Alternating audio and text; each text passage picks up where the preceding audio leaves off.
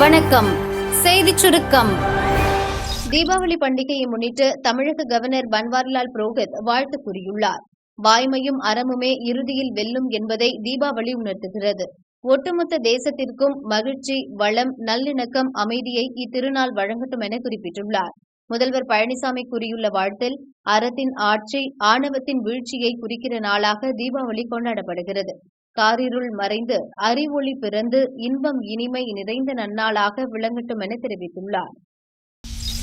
சென்னை யானைக்கவுனியைச் சேர்ந்த பினான்சியர் ஷீதல் மற்றும் அவரது பெற்றோர் நேற்று சுட்டுக் கொல்லப்பட்டனர்.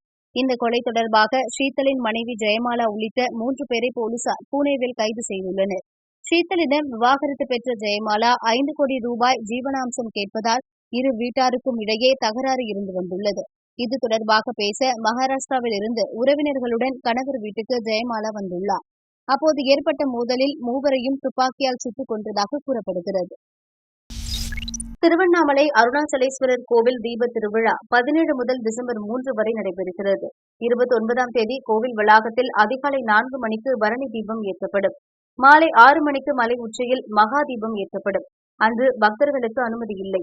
மற்ற நாட்களில் தினமும் 5000 பேர் மட்டுமே சுவாமி தரிசனம் செய்ய அனுமதிக்கப்படுவர்.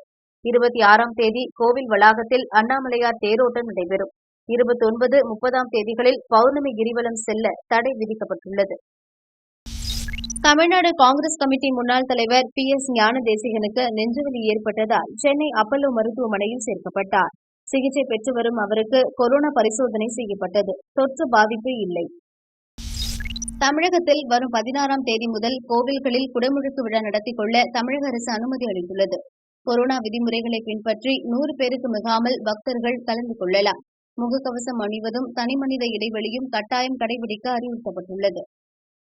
பீகார் தேர்தலில் வெற்றி பெற்றவர்களில் 68% பேர் மீது கிரிமினல் வழக்குகள் உள்ளதாக ஜனநாயக சீர்திருத்தங்களுக்கான சங்கம் தெரிவித்துள்ளது. வேட்பாளர்களின் பிரமாண பத்திர விவரங்களின் அடிப்படையில் தகவல்கள் திரட்டப்பட்டுள்ளன. தேர்தலில் வெற்றி பெற்ற 243 பேரில் 163 பேர் மீது கிரிமினல் வழக்குகள் உள்ளன. இதில் ராஷ்டிரிய ஜனதாவில் 20 பேர், பாஜகவில் 47 பேர், காங்கிரஸில் 10 பேர், மார்க்சிஸ்ட் கம்யூனிஸ்டில் 8 பேர் கிரிமினல் வழக்கில் சிக்கியுள்ளார்களாம்.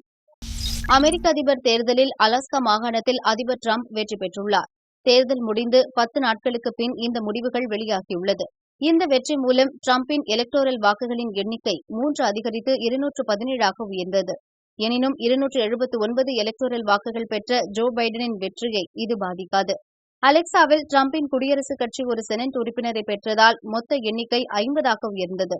ஜனநாயக கட்சிக்கு 48 செனட் உறுப்பினர்கள் உள்ளனர். செனட்டின் மொத்த உறுப்பினர் எண்ணிக்கை 100.